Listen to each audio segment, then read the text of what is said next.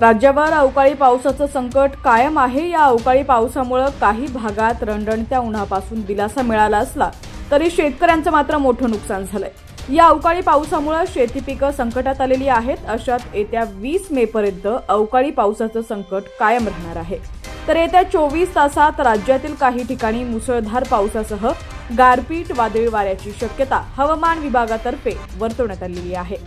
तर मुंबई, ठाणे, पालघर तुरळक ठिकाणी काही तासांसाठी पावसाची रिमझिम पाहायला मिळू शकते।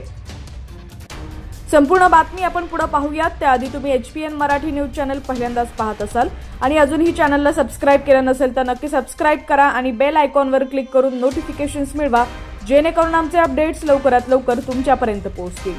तर हवामान विभागाच्या अंदाजानुसार राज्यात पुढील 24 तासात राज्यातील विविध भागात मुसळधार पावसाची शक्यता आहे। तर काही भागात उष्णतेची लाट कायम राहणार आहे। त्यानुसार सिंधुदुर्ग, अहमदनगर, कोल्हापूर, सांगली, सोलापूर या जिल्ह्यात वादळी वाऱ्यासह मुसळधार पाऊस होऊ शकतो। त्यामुळे या जिल्ह्याला अवकाळी पावसाचा येलो अलर्ट देण्यात आलाय। तर रायगड, रत्नागिरीत तुरळक ठिकाणी हलक्या पावसाची शक्यता आहे। यासह आज पुणे, सातारा, जळगाव, नाशिकमध्येही पावसाची शक्यता आहे। हवामान विभागाच्या अंदाजानुसार जालना, परभणी, बीड, हिंगोली, नांदेड, लातूर, अकोला, अमरावती, बुलढाणा या जिल्ह्यांमध्येही पावसाची शक्यता आहे। या भागात गारपीट आणि वादळी वाऱ्यासह जोरदार पावसाची शक्यता वर्तवण्यात आली आहे। त्यानुसार हवामान विभागानं या जिल्ह्यांना येलो अलर्ट जारी केलेला आहे। राज्यावर आजपासून पुढील 3 दिवस अवकाळी पावसाचं संकट कायम राहणार आहे। हवामान विभागानं नांदेड, लातूर, उस्मानाबाद जिल्ह्यांना पावसाचा येलो अलर्ट जारी केलाय।